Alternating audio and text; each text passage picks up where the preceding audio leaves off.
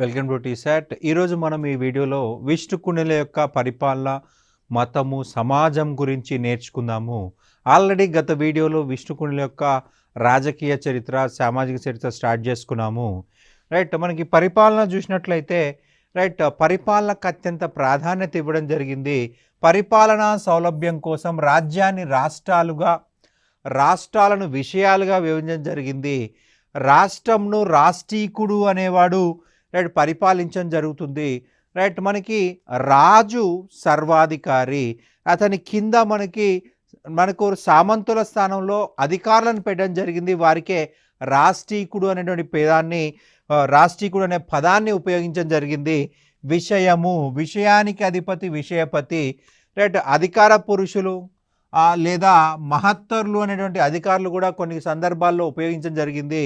మనకి ఒకసారి మహత్తరులు అని చెప్పేసి, ఇంకో దగ్గర అధికార పురుషులు అని చెప్పేసి పదాలు కూడా ఉపయోగించడం జరిగింది. వీరి కాలంలో హస్తికోశుడు, వీరకోశుడు అనేటువంటి సైనిక అధికారులు ఉండేవాళ్ళు. మనకి హస్తికోశుడు, హస్తి అంటే ఏనుగు. సో గజబలాధ్యక్షుడు, గజబలానికి అధ్యక్షుడు అనమాట. హస్తి అంటే ఏనుగు. వీరకోశుడు పదాతి దళాధిపతి. జస్ట్ వీరులు. మనకి పదాతి దళము, మనకి అశ్వ ఉంటే గుర్రం అని వస్తుంది, కానీ ఇక్కడ అశ్వ అనే పదం ప్రధానంగా కనిపించదని చెప్పాల్సి ఉంటుంది. పై ఇద్దరి అధికారులు తమ ప్రభువుల తరపున దానాలు కూడా చేసేవాళ్ళు. మనకి ప్రాంతీయ అధిపతులుగా, శాసన పాలకులుగా శాసనాల్లో పేర్కొనడం జరిగింది ఈ యొక్క విష్ణుకుండిల గురించి. మనకి నెక్స్ట్ చూసినట్లయితే ఇతర అధికారులు. ఈ అధికారులు మనకు మ్యాచ్ ద ఫాలోయింగ్లో ఎగ్జామ్లో అడిగే అవకాశం ఉంటుంది, మనం ఖచ్చితంగా గుర్తుపెట్టుకోవాల్సి ఉంటుంది. రజ్జుక, భూములను పగ్గాలతో కొలిచి ఆయకట్టు నిర్ణయించేవాడు. ఏ రైతుకి ఎంత భూమి ఉంది, ఏ రైతుకి ఎక్కడి నుంచి నీళ్ళు వస్తాయి, అవన్నీ కూడా చెప్పేటువంటి వ్యక్తి రజ్జుక. పగ్గాల ద్వారా, పగ్గాలు అనేది మనకు ఒక మెజర్మెంట్ అనమాట.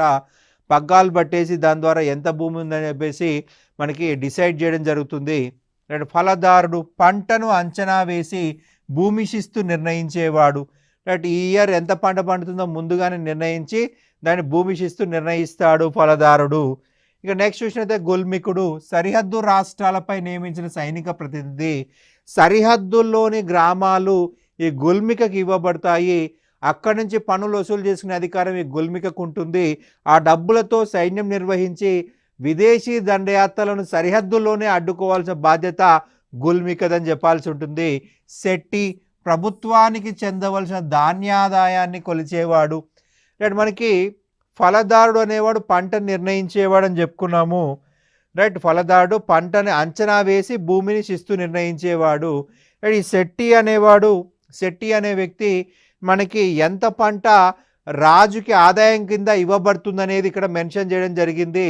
అక్షపటలాధికృత లేదా అక్షపటలాధికారి, రాజు ఆజ్ఞలు రాజాజ్ఞల్ని రాయించేవాడు. ఇక ఆర్థిక పరిస్థితులు చూసినట్లయితే ఇక్ష్వాకుల తర్వాత నాణాలు ముద్రించింది విష్ణుకుండినులే. వీరి నాణాల్లో నాణ్యత లోపించింది. వీరు రాగి కోటింగ్ వేసి వాడారు, ఇనుముకి రాగి కోటింగ్ వేసి వాడారు అనమాట. రాగి మలామా చేసిన ఇనుము. మనకి జనరల్గా రాగికి గోల్డ్ కోటింగో సిల్వర్ కోటింగ్ వేసి వాడతారు, కానీ వీళ్ళు ఐరన్కి రాగి కోటింగ్ వేశారు. అంతెంత తక్కువ విలువ గల నాణ్యాలు ఉన్నాయి. సో దీన్ని బట్టి ఏం చెప్పొచ్చు, వీళ్ళ వ్యాపారం అంతగా బాలేదనే చెప్పుకోవాల్సి ఉంటుంది. ఇక్ష్వాకుల చివరి నాటికే రోమన్ సామ్రాజ్యం పతనమైంది. విదేశీ వ్యాపారం నాశనమైందని చెప్పుకున్నాము. ఇక్కడ పూర్తిగా నాశనం అయిపోయింది. మనకు అసలు రోమ్తో వ్యాపారం జరగలేదు. విష్ణుకుండిల కాలంలో వ్యాపారం పతనం అయిపోయింది, ఆర్థిక వ్యవస్థ పతనం అయిపోయింది. పరిశ్రమలు, వాణిజ్యం క్షీణించడంతో ప్రాచీన నగరాలు, వాటిని అనుసరించబడిన రహదారులు కూడా నష్టపోయినాయని చెప్పాల్సి ఉంటుంది. విదేశీ వాణిజ్యం క్షీణించడంతో ఓడ గుర్తున్న నాణాలు ముద్రించలేకపోయారు. నాణాలపైన లంఘించుచున్నటువంటి సింహపు గుర్తులు ఉన్నాయి, అంటే దూకుతున్నటువంటి సింహం గుర్తులు ఉన్నాయి. ఏలేశ్వరంలో విక్రమేంద్రవర్మ జారీ చేసిన నాణాలు లభించాయి. ఇందులోని రాగి నాణాలు సత్తు మిశ్రమంతో కుంభం, సింహం, దాని మీద సంకేతాలు, రైట్. కొన్నిటి మీద వికారామ అనే అక్షరాలు కనిపిస్తాయి. వికారామ అనే అక్షరాలు కనిపిస్తాయి. భువనగిరి, సుల్తానాబాద్ తాలూకాలో దొరికిన రాగి నాణ్యాలు అయినప్పటికీ విదేశీ వ్యాపారం Burma, Siam, Cambodia, చీనా, Japan, Ceylon దేశాలతో జరిగేది. మనకు వ్యాపారం అనేది తూర్పు దేశాలతో జరిగింది, పశ్చిమ దేశాలతో జరగలేదని చెప్పాలి. తూర్పు దేశాలు బర్మా, దాన్నే మయన్మార్ అంటున్నాం, సయాం థాయిలాండ్, కాంబోడియా, రైట్, చీనా అంటే చైనా, రైట్, సిలోన్ అంటే శ్రీలంక, వీటితో వ్యాపారం జరిగింది. రాగిలోనే వీళ్ళు ఎగుమతి దిగుమతులు చేశారు. రైట్, వీళ్ళ కాలంలో బంగారు నాణాలు అనేవి అసలు లేవనే చెప్పాల్సి ఉంటుంది. రాగిని ఇనుము నాణాలు ఉపయోగించారు. రెండవ మాధవవర్మ త్రిసముద్రాధిపతి అని చెప్పేసి బిరుదుంది. అతని రాజ్యానికి ఉత్తరాన రేవా నది ఉండేది. నదుల్లో స్వదేశీ వ్యాపారం జరిగేది. నదులు వ్యాపార మార్గాల కింద వాడుకునేవారు. ఆలంపురం దగ్గరి కూడలి సంగమేశ్వరంలో రోమన్ చక్రవర్తి కాన్స్టాంటైన్ బంగారు నాణ్యంతో పాటు ఇతర నాణాలు దొరికాయి. ఆలంపురం దగ్గరలోని కూడలి సంగమేశ్వరం అనే ప్రాంతంలో రోమన్ చక్రవర్తి కాన్స్టాంటైన్ బంగారు నాణ్యము లభించింది. అంటే ఏదో నేమ్సేక్ ఉందన్నమాట. మనకి కాన్స్టాంటైన్ వచ్చేసి మనకు తూర్పు రోమన్ సామ్రాజ్యం అని చెప్పాల్సి ఉంటుంది. పశ్చిమ రోమన్ సామ్రాజ్యము పూర్తిగా నాశనం అయిపోయింది. రైట్, రోమ్ కాకుండా ఇది కాన్స్టాంటైన్ నగరము, అంటే ప్రస్తుత ఇస్తాంబుల్ నుంచి పరిపాలించిన రోమన్ల యొక్క నాణం అన్నమాట. ఇది కాన్స్టాంటైన్ అనేవాడి పేరు మీద ఏర్పడ్డ నగరమే కాన్స్టాంటినోపుల్ నగరం అని చెప్పుకున్నాం మనము. ఆధునిక భారతదేశ చరిత్ర కాన్స్టాంటినోపుల్ నుంచి స్టార్ట్ చేసుకుంటాం. ఈ కాన్స్టాంటినోపుల్ నగరం ఎవరు నిర్మించారు? కాన్స్టాంటైన్ అనే రోమన్ చక్రవర్తి. బైజాంటియన్ సామ్రాజ్యం అంటాము. బైజాంటియన్ సామ్రాజ్యం యొక్క స్థాపకుడు కాన్స్టాంటైన్. ఇది రోమన్ చక్రవర్తి అయిన తూర్పు దేశాల నుండి పశ్చిమ దేశాలు, రైట్, మనకి పశ్చిమ దేశాల నుంచి తూర్పు వైపు తన రాజధాని మార్చేశాడు కాన్స్టాంటైన్. రైట్, అతని నాణం మనకి ఇక్కడ దొరికిందని గుర్తుపెట్టుకోవాలి. విష్ణుకుండిల రాజ్యంలో గవ్వలు ద్రవ్యంగా చెలామణి అయ్యాయని పాహ్యాన్ పేర్కొన్నాడు. గవ్వలు, రైట్, కౌరీలు అనే గవ్వలు ఉన్నాయంటున్నాడు. మరో చైనా యాత్రికుడు హుయాన్సాంగ్ శ్రీపర్వతం మీద బంగారంతో చేసిన నిలువెత్తు బుద్ధుడి విగ్రహాలు ఉన్నాయని పేర్కొనడం జరిగింది. నిలువెత్తు అంటే లైఫ్ సైజ్ అనమాట. ఒక మనిషి నిలబడ్డ విధంగా బంగారు విగ్రహాలు ఉన్నాయంటున్నాడు. బుద్ధ విగ్రహాలు అమరావతిలో దొరికాయి. అలాగే కీసర గుట్ట పైన 7 సెంటీమీటర్ల పరిమాణంలో ఉన్న నషం డబ్బి, రైట్. మనకి ఈ నషం డబ్బి ఏ ఆకారంలో ఉందయ్యా అంటే ఇనుముతో చేసినటువంటి మామిడి పిందె ఆకారంలో ఉంది. ఇనుముతో తయారు చేసినటువంటి మామిడి పిందె నషం డబ్బి, పొగాకు డబ్బా అన్నమాట. సామంత రాజులను పన్నుల వసూలు యంత్రాంగంలో భాగంగా చూడడం మొట్టమొదటిసారిగా వీరి కాలంలో కనిపిస్తుంది. పన్నుల వసూలు యంత్రాంగంలో సామంత రాజుల్ని తీసుకుంది ఎవరయ్యా అంటే విష్ణుకుండినులే. ఇక న్యాయ పరిషత్తులు చూసినట్లయితే రాజును దైవాంశ సంభూతినిగా భావించేవారు. రాజే ముఖ్యమైన న్యాయాధిపతి. రాజు నుండి గ్రామం వరకు వివిధ న్యాయస్థానాలు ఉండేవి. నేర విచారణకు దివ్య పరీక్షలు ఉండేవి. మనకు వేడివేడి నూనెలో చేతులు పెట్టియడం, నిప్పుల మీద నడిపించడం, రైట్, మనకి ముళ్ళపై నడిపించడం, మంత్రించినటువంటి నిమ్మకాయలను తినిపించడం, మంత్రించినటువంటి కుంకుమ పసుపు తినిపించడం, రైట్, విగ్రహాలను కడిగిన నీళ్లను తాగిపించడం, ఇవన్నీ కూడా దివ్యత్వ పరీక్షలో భాగంగా ఉంటాయన్నమాట. 3వ మాధవవర్మ పలమూరు శాసనంలో వివిధ దివ్య పరీక్షలు పేర్కొనబడినాయి. ఇవి నేరస్తుని నేర నిరూపణలో సహాయపడేవని చెప్పేసి ఉండడం జరిగింది. ఇక సాంఘిక పరిస్థితులు చూసినట్లయితే వీళ్ళు వైదిక మతాన్ని ఆచరించి దాన్ని అభివృద్ధి చేయడం జరిగింది. రైట్, కుల వ్యవస్థ పటిష్టమైపోయింది యొక్క విష్ణుకుండిల కాలంలో కుల వ్యవస్థ పటిష్టమైపోయింది. వీళ్ళు బ్రాహ్మణులు, విష్ణుకుండినులు బ్రాహ్మణులు. రైట్, కుల వ్యవస్థను పటిష్టంగా పాటించడం జరిగింది. 2వ మాధవవర్మ అనేక యజ్ఞయాగాలు చేసి వైదిక మతాన్ని బలపరచడం జరిగింది. 2వ మాధవవర్మ 11 అశ్వమేధ యాగాలు చేశాడండి. మనకి భారతదేశ చరిత్రలో అత్యధిక అశ్వమేధ యాగాలు చేసిందంటే కదంబ మయూర శర్మ అని చెప్పాల్సి ఉంటుంది. కదంబ మయూర శర్మ. ఈ కదంబ మయూర శర్మ రైట్ మనకి కదంబాలు బనవాసి ప్రాంతం పరిపాలించాడు. అతని తర్వాత అత్యధిక ఈ అశ్వమేధ యాగాలు చేసిన వ్యక్తి రెండవ మాధవ్ వర్మ అని చెప్పాలి. 11 అశ్వమేధ యాగాలు చేశాడు. రైట్ తమను తాము పరమేశ్వరుగా చెప్పుకోవడం జరిగింది. విష్ణుకుండినులు అటు వైదిక మతాన్ని ఇటు బౌద్ధ మతాన్ని ఆదరించడం జరిగింది.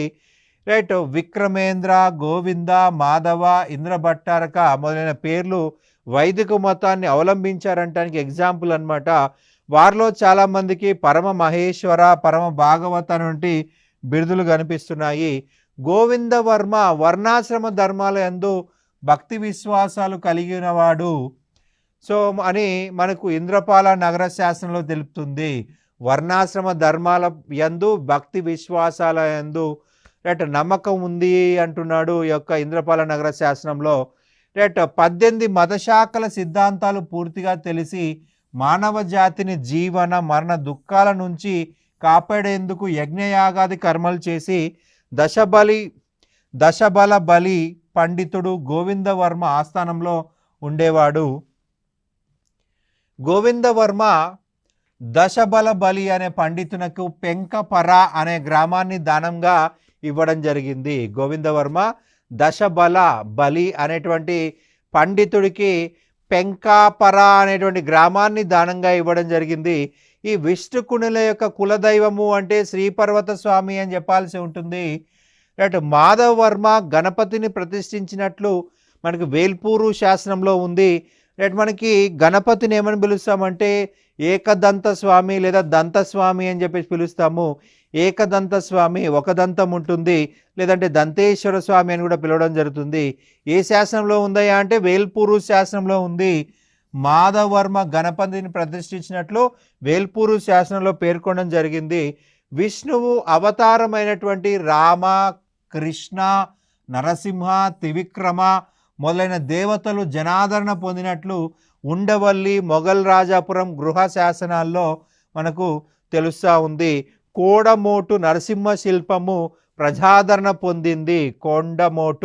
కొండమోటు నరసింహ శిల్పము ప్రజాదరణ పొందిందని గుర్తుపెట్టుకోవాల్సి ఉంటుంది. రైట్ ఇక బౌద్ధ మతం విషయంకి వచ్చినట్లయితే విష్ణుకుండిల కాలంలో బౌద్ధ మతం కొనసాగింది. గోవిందవర్మ బౌద్ధ మతాన్ని ఆదరించి అనేక నిర్మాణాలు చేపట్టడం జరిగింది. రైట్ పరమత సహనం కలిగిన రాజుగా చెప్పుకుంటాము గోవిందవర్మని. అతనికి మునిమనుడైనటువంటి విక్రమేంద్ర వర్మ పరమ మహాదేవి నిర్మించిన విహారానికి ఇరుందెర అనేటువంటి గ్రామాన్ని దానంగా ఇవ్వడం జరిగింది. ఇరుందెర అనేటువంటి గ్రామాన్ని దానం చేసి శాసనాన్ని జారీ చేశాడు. తాను బౌద్ధ మతాన్ని ఎంతో గౌరవిస్తానని విక్రమేంద్ర వర్మ చెప్పుకున్నాడు ఈ శాసనంలో. రైట్ తను బౌద్ధ మతాన్ని ఎంతో గౌరవిస్తానని చెప్పుకుంది ఎవరయ్యా అంటే విక్రమేంద్ర వర్మగా చెప్పాల్సి ఉంటుంది. హైదరాబాద్ సమీపంలోని చైతన్యపురిలో బౌద్ధ మతానికి చెందిన హీనాయాన శాఖ ఉండేది. రైట్ చైతన్యపురి మనకు మూసీ నది ఒడ్డునే అభివృద్ధి చెందినటువంటి ప్రాంతం ఇది. ఇక్కడ మనకు ఒక శాసనం దొరికింది, దాన్నే చైతన్యపురి ప్రాకృత శాస్త్రం అంటాం, లేదంటే మూసీ నది ప్రాకృత శాస్త్రం అంటాం. మన తెలంగాణ ప్రాంతంలో మొట్టమొదటి ప్రాకృత శాస్త్రం అంటే చైతన్యపురి ప్రాకృత శాస్త్రం లేదా మూసీ నది ప్రాకృత శాస్త్రం అని గుర్తుపెట్టుకోవాలి. ఇక్కడ కొసగుండ్ల నరసింహస్వామి గుహాలయం దగ్గర గల ఒక పెద్ద బండరాయి పైన 6 వరుసలలో ప్రాకృత శాసనం ఉన్నది. 6 వరుసల్లో అంటే 6 లైన్లు రాశారనమాట. 6 లైన్లు రాయడం జరిగింది. కీసర గుట్టపై మహాయాన బౌద్ధ మతం ఆనవాళ్లు కనిపిస్తున్నాయి. అక్కడ ఆచార్య నాగార్జున యొక్క లోహ విగ్రహం దొరికింది. అటు కీసరగుట్టపై మహాయాన బౌద్ధ ఆనవాళ్ళు మనకి మొదట బౌద్ధ మతం నుంచే తర్వాత కాలంలో అది వేరే మతాల్లోకి మారుతూ ఉంది. అది సర్వసాధారణం, బలవంతుడిదే రాజ్యం అని చెప్పుకుంటాం మనము. రైట్ మనకి కీసరగుట్టపై మహాయాన బౌద్ధ మతం ఆనవాళ్ళు ఉన్నాయి. ఆచార్య నాగార్జున యొక్క లోహ విగ్రహం మనకు అక్కడ కనిపిస్తూ ఉంది. బౌద్ధ మతాన్ని పోషించిన చివరి తెలుగు రాజులు అంటే విష్ణుకుండినులు అని చెప్పాలి. విష్ణుకుండినుల తర్వాత బౌద్ధ మతం మనం చూద్దామన్నా కనిపించిన పరిస్థితి. బౌద్ధ మతానికి సంబంధించి చివరి గొప్ప తత్వవేత్తలు విష్ణుకుండినుల కాలంలో నివసించారు. తర్కశాస్త్ర పితామహుడు దిజ్ఞాజ్ఞుడు రైట్ వేంగిలో నివసించడం జరిగింది. తర్కశాస్త్ర పితామహుడుగా దిజ్ఞాజ్ఞుడు చెప్తాము. ఈయన అక్కడ సాంఖ్యకారి అయినటువంటి ఈశ్వర కృష్ణుడితో రైట్ చర్చలు జరపడం జరిగింది. రైట్ వాదోపవాదాలు జరపడం జరిగింది. క్వశ్చన్ అండ్ ఆన్సర్ లాగా ఎక్స్ప్లెనేషన్ జరిగిందనమాట. దిగ్నాగుడు కొంతకాలం కరీంనగర్ జిల్లాలోని రామగిరి రైట్ మునులగుట్ట ప్రాంతంలో జీవించినాడు అనే విషయము కాళిదాసు మేఘ సందేశంలో రాయడం జరిగింది. కాళిదాసు రాసిన గ్రంథం ఏంటి? మేఘ సందేశము. ఈ మేఘ సందేశంలో రైట్ రామగిరి మునులగుట్ట ప్రాంతంలో దిగ్నాగుడు నుండి బౌద్ధ ఆచార్యుడు తర్కశాస్త్ర పితామహుడు ఉన్నాడని చెప్పేసి కాళిదాసు తన గ్రంథంలో రాయడం జరిగింది. దిగ్నాగుడు 100కు పైగా రచనలు చేశాడు. ప్రమాణ సముచ్చయం అనే ప్రసిద్ధి గ్రంథాన్ని సంస్కృతంలో రాశాడు. ఇది ఎగ్జామ్ పాయింట్ ఆఫ్ లో గుర్తుపెట్టుకోవాలండి. దిగ్నాగుడు రచించిన ప్రముఖ గ్రంథం అంటే ప్రమాణ సముచ్చయము. ప్రమాణ సముచ్చయం ఏ భాషలో రాశాడు అడగొచ్చు. సంస్కృత భాషను గుర్తుపెట్టుకోవాలి. మనకు ఇక్ష్వాకుల కాలము శాతవాహనుల ఎండింగ్ కాలానికే సంస్కృతం అభివృద్ధి చెందింది. ఇక విష్ణుకుండిల కాలంలో పూర్తిగా సంస్కృతమే. ప్రాకృత భాష ఆల్మోస్ట్ ప్రజల భాష మాత్రమే. పండితులు ఎవరు వాడలేదని చెప్పాల్సి ఉంటుంది. గ్రంథాలన్నీ కూడా సంస్కృత భాషలోనే ఉన్నాయి. యోగాచార పందను బోధించాడు ఈ యొక్క దిగ్నాగుడు. తెలుగు ప్రాంతాలకు చెందిన బౌద్ధ పండితుల్లో చివరి వాడుగా చెప్పుకోవాల్సి ఉంటుంది దిగ్నాగుడు. ఇతని తర్వాత మనకి బౌద్ధ పండితులు తెలుగు ప్రాంతంలో కనిపించారు. దిగ్నాగుడు బాసర్లో కూడా కొంతకాలం గడిపినట్టు తెలుస్తుంది. బాసర్లో కూడా కొంతకాలం ఉన్నాడు. రైట్ ఇక్కడ బాసర్లో ఒక స్తూపము, చిన్న శాసనాలు కూడా ఉన్నాయన్నమాట. బౌద్ధ మతంలో వజ్రాయన శాఖ వ్యాప్తి చెందింది. ఈ వజ్రాయన శాఖ తాంత్రిక ఆచారాలు, శక్తి పూజలు వచ్చాయి. మనకి ప్రధానంగా చూసినట్లయితే వజ్రాయన బౌద్ధ మతంలో రైట్ క్షుద్ర పూజలకి మనకి ప్రస్తుతం మనం చెప్తాం కదా శాకిని, డాకిని ఇటువంటి పేర్లన్నీ కూడా మొదట ఈ వజ్రాయన బౌద్ధ మతంలో ఉన్నాయి. తర్వాత ప్రస్తుతం హిందూ మతంలోకి వచ్చాయి. హిందూ మతంలో ఈ రాక్షసుల పేర్లు అనేవి లేవు. మొదట వజ్రాయన బౌద్ధ మతం నుంచే ఉన్నాయి. మంత్రతంత్రాలకు అధిపతిని చేశారు బుద్ధుణ్ణి ఈ వజ్రాయన మూర్ఖులు. రైట్ గౌతమ్ బుద్ధుడు మంత్రతంత్రాల గురించి అసలు వివరించలేదు. కానీ అతనికి ఆపాదించారు ఈ వజ్రాయన మతస్థులు. వజ్రాయన శాఖ వారు దుర్నీతి, నీతి బాహ్య చర్యల వల్ల, అనైతిక చర్య వల్ల రైట్ గౌతమ్ బుద్ధుడికి చెడ్డ పేరు రావడం జరిగింది. అండ్ మనకి ఈ వజ్రాయన బౌద్ధ శాఖ అనేది బౌద్ధ మత విధ్వంసం కోసం వచ్చిన కుట్రగా భావించాల్సి ఉంటుంది. బౌద్ధ మతాన్ని భారతదేశంలో లేకుండా చేయడానికి వచ్చిన కుట్ర పేరే వజ్రాయన బౌద్ధ మతము. రైట్ అనేక మంది దాంట్లో జాయిన్ అయిపోయి అనైతిక చర్యలు ప్రవేశపెట్టి ప్రజలలో విరక్తి పొందేలాగా చేయడము రైట్ బౌద్ధ మత పతనానికి కారణమైంది ఈ యొక్క వజ్రాయన బౌద్ధ మతం అని చెప్పాలి. ఇక విద్యా సాహిత్యం గురించి చూసినట్లయితే విష్ణుకుండిల రాజభాష సంస్కృత భాషగా గుర్తుంచుకోవాలి. ఘటికలు, హిందూ విద్యా కేంద్రాలు స్థాపించి వేద విద్యను ప్రచారం చేశారు. తెలంగాణలో మొట్టమొదటి ఘటికలు స్థాపించింది విష్ణుకుండినిలే. రైట్ గట్టుకేశ్వరం. ఘటిక ఎలా స్థాపించాలో ఉద్దంకుడు సామవేదంలో తెలిపినట్టుగా ఒక శాసనం ఉంది. 2వ విక్రమేంద్ర వర్మ భగవంతుడు త్రయంబకుడు అయినటువంటి సోమగిరి ఈశ్వనాథునికి నతవాడే విషయంలో రేగొన అనే గ్రామాన్ని దానం చేయడం జరిగింది. అమరావతి వేంగీలలో ఘటికలు ఉండేవి. ఈ ఘటికల్లో చతుర్దశ విద్యలు నేర్పించేవాళ్ళు. వేదాలు, ఉపనిషత్తులు, బ్రాహ్మణాలు ఇవన్నీ కూడా నేర్పించేవారు. శాసనాలలో విష్ణుకుండినులు దక్షిణాధిపతి, త్రికూట మలయాధిపతి, శ్రీపర్వత స్వామి పాదానుదాత్యులుగా పేర్కొనడం జరిగింది. విష్ణుకుండినుల శాసనాల్లో తెలుగు పదాలు కనిపిస్తాయి. చిక్కుల్లా తామ్ర శాసనం చూసినట్లయితే విజయరాజ సంవత్సరంబుల్. మనకి తెలుగులో మొట్టమొదటి వాక్యం అని చెప్పేసి ఏం చెప్తామండి? విజయరాజ్య సంవత్సరంబుల్.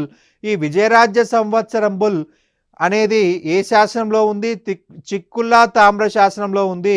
ఇది తెలుగు పదము, మొట్టమొదటి తెలుగు సెంటెన్స్ అని చెప్పాల్సి ఉంటుంది. గుట్టపై ఉన్న ఒక గుండుకి తొలుచువాండ్లు అనేటువంటి అచ్చ తెలుగు పదం చెక్కబడింది. తొలుచువాండ్లు తొలిచేవారు అని అర్థము. జనాశ్రయ చందో విచితి అనే సంస్కృత చందో గ్రంథము అనేక తెలుగు భాషా ప్రస్తావనలు ఉన్నాయి. ఈ గ్రంథంలో 5వ అధ్యాయంలో తెలుగు కవిత్వానికి సంబంధించిన గుణాలు, ధాతువులు, ప్రాసలు, జాతి పద్యాల వివరణ కూడా మనకి ప్రధానంగా కనిపిస్తుంది. తెలుగు యొక్క తత్వము, తెలుగు యొక్క ప్రాసలన్నీ కూడా ఇందులో మనకు కనిపిస్తాయన్నమాట. భవశర్మ వేదాంగాలు ఉపనిషత్తుల అధ్యయనం చేశాడని తాండావాడ శాసనం పేర్కొనబడింది. రైట్, భవశర్మ వేదాంగాలు ఉపనిషత్తులు అధ్యయనం చేశాడని తాండావాడ శాసనంలో పేర్కొనడం జరిగింది. విష్ణుకుండిలు కొంతమంది సారస్వత అభిమానులు, మరికొంతమంది స్వయంగా విద్వాంసులు ఒక శాసనంలో విక్రమేంద్రవర్మ మహాకవిగా వర్ణించబడ్డాడు. రైట్, సంస్కృతము రాజాదరణ పొందిందండి. దుగ్గపల్లి దుగ్గిన నచికేతోపాఖ్యానం రచించాడు. దగ్గుపల్లి దుగ్గన రైట్ నచికేతోపాఖ్యానాన్ని రచించడం జరిగింది. జనాశ్రయ విచ్చితి అనేటువంటి పురాతన సంస్కృత గ్రంథాన్ని మాధవర్మ కాలంలో రచించబడిందని అందరూ భావిస్తున్నారు. మనకి ఈ గ్రంథం రచించిన వాడు గుణస్వామి జనశ్రాయ చందో విచ్చితి అనే గ్రంథాన్ని రాయడం జరిగింది. ఈ గ్రంథంలో సీసము, ద్విపద, త్రిపద అనేటువంటి దేశీ చందంలో వివరణ కనిపిస్తుంది. రైట్, సీసము, ద్విపద, త్రిపద అనేటువంటి దేశీ చందములు వివరణ ఉంది. ఇందులో కాళిదాసు, వరరుచి, సుందర పాండ్య, శూద్రకుల పద్యాలు ఉదాహరణగా పేర్కొనబడ్డాయి. కాళిదాసు, వరరుచి, సుందర పాండ్య, శూద్రకుల పద్యాలు ఉదాహరణ. మనకి శూద్రకుడు వచ్చేసి మృత్యకటికం అనే గ్రంథం రాశాడు. మనం ఈ కాళిదాసు, వరరుచి గురించి ఇండియన్ హిస్టరీలో ఆల్రెడీ చెప్పుకున్నాము. రైట్, ఇక వాస్తు శిల్పాల గురించి చేసినట్లయితే విష్ణుకుండిల కాలంలో తెలంగాణ బౌద్ధ స్థావరాలు యాదాద్రి భువనగిరి జిల్లాలోని తుమ్మలగూడెం, నల్గొండ జిల్లాలోని నాగారం, ఏలేశ్వరంలోను, రైట్ హైదరాబాద్ సమీపంలోని చైతన్యపూర్లో గోవిందరాజ విహారం చూడొచ్చు. గోవిందరాజ విహారంలో చూడొచ్చు అనమాట. రైట్, ఈ కాలంలో మొట్టమొదటిసారిగా బండరాతిని తొలచి స్తూపాలను తీర్చిదిద్దిన ఆధారాలు ఖమ్మం జిల్లా కారుకొండల వద్ద లభించాయి. బండరాయిని స్తూపంగా మార్చం. జనరల్గా మనకి ఇటుకలతోటి స్తూపాలు నిర్మిస్తారు. చైత్యాల నిర్మాణంలో బండరాలు ఉపయోగిస్తారు, విహారాల నిర్మాణంలో బండరాలు ఉపయోగిస్తారు. కానీ విష్ణుకుండిల కాలంలో మొదటిసారిగా బండరాతిని తొలచి రైట్ స్తూపాలు మార్చినట్టు ఎవిడెన్స్ మనకు దొరికిందనమాట. విష్ణుకుండిల కాలంలో వైదిక మత పునరుద్ధరణ ఉద్యమానికి బౌద్ధం నిలదొక్కోలేకపోయింది. ఫలితంగా చాలా బౌద్ధ స్థావరాలు హిందూ దేవాలయాలుగా మారిపోయాయి. సో కంప్లీట్గా బౌద్ధ మతస్థులందరూ కూడా రైట్ వేరే ప్రాంతాలకు వెళ్ళిపోవడం జరిగింది. సో ఆ ఖాళీగా ఉన్న ప్రదేశాలను రైట్ హిందూ దేవాలయాలుగా మార్చడం జరిగింది. మనకి ఎవరి కాలంలో అయ్యా అంటే విష్ణుకుండిల కాలంలో అనేక బౌద్ధ దేవాలయాలు హిందూ దేవాలుగా రూపుపొందాయి. తెలంగాణలో విష్ణుకుండిల రాజధానులు అయినటువంటి అమరాబాద్ రైట్ అమరాబాద్నే అమరపురం అన్నారు. అమరపురం అన్న అమరావతి, అమరాబాద్ గుర్తుపెట్టుకోవాలి. ఇది మనకు అచ్చంపేట తాలూకాలోని రైట్ అమరాబాద్ అడవుల్లో ఉంది అనమాట. ఇంద్రపాల నగరం, కీసరగుట్టలో వీళ్ళ కోటలు ఉన్నాయి. అమరాబాద్ ఇప్పుడు మనం అమరాబాద్ అన్న ఆ కాలంలో అమరావతి అన్నారు. ఇంద్రపాల నగరం, కీసరగుట్టలో వీళ్ళ కోటలు ఉన్నాయి. కీసరగుట్ట కింద చెరువులు ఆనుకొని విశాలమైన ఉండవల్లి గుహలు, భవనాలు, అంతఃపురాలు, శివాలయాలు, శక్తి ఆలయాలు ఇటుకలతో నిర్మించబడ్డాయి. భువనగిరి కోటను కూడా మొదట విష్ణుకుండిలే కట్టించినట్లు తెలిపే రాజచిహ్నము మరియు లంఘిస్తున్న సింహం శిల్పాలు కోట గోడలపైన కనిపిస్తాయి. భువనగిరి కోటను మనకు ఆ కోట పైభాగం పర్ఫెక్ట్గా పరిశీలించినట్లయితే మనకు దూకుతున్నటువంటి సింహము మనకి రాజచిహ్నం మనకు కనిపిస్తుంది. సో అంటే విష్ణుకుండినులు ఈ యొక్క భువనగిరి నిర్మాణ ప్రారంభం చేసింది ఇది చెప్పాల్సి ఉంటుంది. విష్ణుకుండినులే మొదటిసారిగా భువనగిరి కొండపైన కోట నిర్మించిందని గుర్తుపెట్టుకోవాలి. రైట్, రాజచిహ్నము విష్ణుకుల రాజచిహ్నము, అలాగే రైట్ దూకుతున్న సింహాన్ని మనకి చెక్కబడి ఉంది. ఫణిగిరిలో ప్రభుత్వం చేపట్టిన తవ్వకాల్లో బౌద్ధ జాతక కథల్లో చెక్కిన శిల్పాలు, బుద్ధుని పాదుకలు, చైత్యాలు, స్తూపాలు, సన్యాసుల ఆరామాలు, విహారాలు, మంటపాలు బయటపడ్డాయి. ఫణిగిరిలో మన ప్రభుత్వం చేపట్టిన తవ్వకాల్లో జాతక కథల్లోని పెయింటింగ్స్ అన్నమాట, శిల్పాలు అన్నమాట. బుద్ధుని పాదుకలు, మనకి బుద్ధుని పాదాలు కూడా పూజించేవాళ్ళు. బుద్ధుని పాదుకలు కూడా పూజించేవాళ్ళు. తామర పువ్వు మధ్యలో బుద్ధుని పాదాలు పెడతారు, దాన్ని అందరూ పూజించేవాళ్ళు. రైట్. చైత్యాలు, స్తూపాలు, సన్యాసుల ఆరామాలు, విహారాలు, మంటపాలు కూడా మనకు పనిగిరిలో కనిపించాయన్నమాట. తిరుమలగిరిలో బౌద్ధ స్తూపం బయలుపడింది. రైట్. నేలకొండపల్లిలో బయటపడ్డ బౌద్ధ స్తూపం చాలా పెద్దది. తెలంగాణలో అతిపెద్ద బౌద్ధ స్తూపం అంటే నేలకొండపల్లి బౌద్ధ స్తూపం, గుర్తుపెట్టుకోవాలి. దీన్ని విరాట స్తూపం అని చెప్పేసి పిలవడం జరిగింది. అయితే ప్రస్తుతం దాన్ని విరాటరాజు గద్దెగా పిలుస్తూ ఉన్నారు. రైట్. నేలకొండపల్లి స్తూపాన్ని ఏమంటాము? విరాట స్తూపము. రైట్. దాన్ని ప్రస్తుతం ఏమంటున్నారు? విరాటరాజు గద్దెగా పిలుస్తున్నారు. ఇక్కడ తవ్వకాల్లో బుద్ధుని పాలరాతి శిల్పాలు, లోహ విగ్రహాలు మనకు వెలుగులోకి చూశాయి. లోహ విగ్రహాలు కూడా కనిపిస్తున్నాయి. కరీంనగర్ జిల్లాలోని మంతని పట్టణం చుట్టుపక్కల ఎల్మడుగుపై, రైట్, ఈ ఎల్మడుగు పేరుని ప్రస్తుతం శివరాంగా మార్చడం జరిగిందండి. రైట్. ఎల్మడుగు, రైట్, ఎల్మడుగు అనే ప్రాంతాన్ని శివరాంగా పేరు మార్చడం జరిగింది. ఇక్కడ గుహలు, గౌరీగుండం జలపాతం పైన ఉన్న గుహల్లో కనిపించే మంటప స్తంభాల పైన విష్ణుకునిల కాలానికి చెందినవని గుర్తుపెట్టుకోవాలి. రైట్. అలాగే చైత్యాలంకరణలు కనిపిస్తున్నాయి, కాబట్టి ఇవి కూడా బౌద్ధుల ఆరామాలేని చెప్పొచ్చు. రైట్. మనకి ఇక్కడ మడుగుపై ఉన్న గుహలు, గౌరీగుండం జలపాతం ఉన్న గుహల్లో కనిపించే మంటప స్తంభాల పైన, రైట్, చైత్యము ఎలా అయితే అలంకరిస్తారో అటువంటి అలంకరణలు మనకి ఇక్కడ కనిపిస్తున్నాయి. సో అంటే ఇవి కూడా మొదట బౌద్ధ మతము, ప్రస్తుతము వైదిక మతం కానీ హిందూ మతం కానీ అయి ఉండొచ్చు. రైట్. కానీ అవి ఎక్కడ స్టార్ట్ అయినాయి? బౌద్ధ మతమే. ఈ ఎల్మడుగు కింద కోమటి గుహలు సమకాలీన జైన మతస్థుల యొక్క ఆరామాలు ఉన్నట్లు తెలుస్తూ ఉన్నాయి. విష్ణుకుండిల జనస్థానమైన అమరావతి సమీపంలో ఉమామహేశ్వరం, సలేశ్వరం గుహలు ఆలంపురంలో శైవశక్తి ఆలయాలుగా అభివృద్ధి చెందాయి. వీరి నాణాలపై శ్రీపర్వత అనే పదం ఉండేది. ఉమామహేశ్వరం తర్వాత శ్రీశైలానికి ఉత్తర ద్వార క్షేత్రంగా ప్రసిద్ధి చెందిందనమాట. ఇక్కడ పల్లవులు చెక్కించినటువంటి శివలింగము, విష్ణుకుండలు చేయించిన నగారా బేరి ఇప్పటికీ కూడా కనిపిస్తున్నాయి. పల్లవులు చెక్కినటువంటి శివలింగము, విష్ణుకుండలు చేయించినటువంటి నగారా బేరి ఇంకా కూడా కనిపిస్తుంది. సలేశ్వరంలో 2 గుహాలయాల్లో ఒక ఆలయం గోడకు విశ్వేశ్వ కలస అనేటువంటి రాసి ఉన్న బ్రాహ్మీ శాసనం కనిపిస్తుంది. రైట్. ఆలంపురంలో బ్రహ్మేశ్వర, జోగులాంబ ఆలయాలు ప్రసిద్ధిగాంచాయి. రైట్. మనకి ఇక్కడ తొలుచువాండ్లు అనే పదం కనిపిస్తుందండి. ఈ తొలుచువాండ్లు వచ్చేసి శిల్పుల సంఘం అని చెప్పేసి తెలుస్తూ ఉంది. కీసరగుట్ట సమీపంలో తొలుచువాండ్లు అనేటువంటి ఈ యొక్క శిల్పుల సంఘం ఉండొచ్చు అంటున్నారు. దక్షిణ భారతదేశంలో మొదటిసారిగా, రైట్, మనకి భారతదేశంలో మొదటిసారిగా హిందూ మతంలో గుహాలయాలు కట్టించింది విష్ణుకుండిని అని చెప్పాలి. దక్షిణ భారతదేశంలో మొదటిసారిగా హిందూ గుహాలయాలను నిర్మించింది విష్ణుకుండిలే. ఉండవల్లి గుహాలయాలు, రైట్, మీద మనకి ఉండవల్లి గుహాలయం మీద పంజా ఎత్తినటువంటి సింహము ప్రతిమ కనిపిస్తుంది.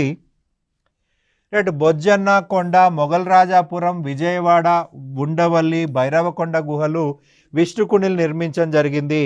రైట్. బొజ్జన్న కొండ ఒక బౌద్ధ క్షేత్రం అండి. ఇక్కడ గుప్తుల రాజుల యొక్క నాణాలు బయటపడ్డాయి. భూమి స్పర్శ ముద్రలతో బుద్ధుని విగ్రహాలు పూజా వస్తువులుగా ఉన్నాయి. ఇక్కడ వజ్రాయన గుర్తులు ఉన్నాయండి. ఈ కొండకు దగ్గరలోనే లింగాల మెట్ట ఉంది.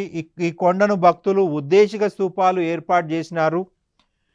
రైట్. మనకి ఈ క్షేత్ర నమూనా జావాలోని బోర్బుదూర్ ఆలయ నిర్మాణం అయిందని ప్రభావంలో ఉంది. మొఘల్ రాజాపురంలోని దుర్గ గుహ వెనుక గోడపై ఉన్నటువంటి అర్ధనారీశ్వర మూర్తి, శివతాండవ గృహ ముఖంపై ఉన్న నటరాజ విగ్రహము, కపోత విగ్రహము, గూడుల్లో గల దేవీ సమేత త్రిమూర్తి ప్రతిమలు మనకు చాలా ముఖ్యమైనవి. రైట్. విజయవాడ దుర్గకొండకు దిగువన అక్కన్న మాదన్న గుహలు ఈ కాలం నాటివే. మనకి ఉండవల్లిలో 3 గుహలు ఉన్నాయండి. రైట్. మనకి ఉండవల్లి గుహలో మనకు నిలబడి ఉన్న బుద్ధుని విగ్రహాన్ని, రైట్, అనంత పద్మస్వామి విగ్రహంగా మార్చడము విష్ణుకుండిల కాలంలోనే జరిగింది. నిలబడి ఉన్నటువంటి బుద్ధుని విగ్రహాన్ని అనంత పద్మనాభస్వామి విగ్రహంగా మార్చడం జరిగింది ఈ యొక్క విష్ణుకునిల కాలంలోనే. అంటే బౌద్ధ మత పతనము, బౌద్ధ మత విధ్వంసం చేసిన వాళ్ళు ఈ యొక్క విష్ణుకునిలను గుర్తుపెట్టుకోవాల్సి ఉంటుంది. రైట్, ఇదే అండి మనకు విష్ణుకునిల యొక్క సమాచారము. Thank you.